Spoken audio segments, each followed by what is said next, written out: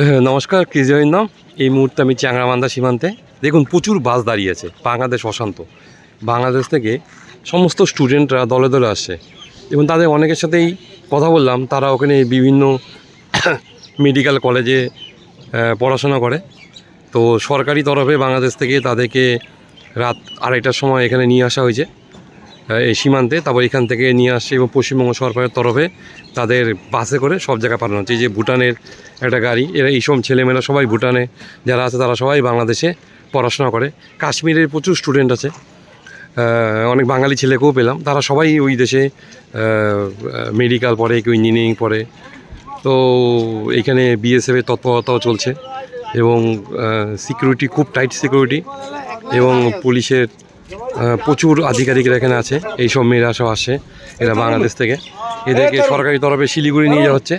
সেখান থেকে তাদেরকে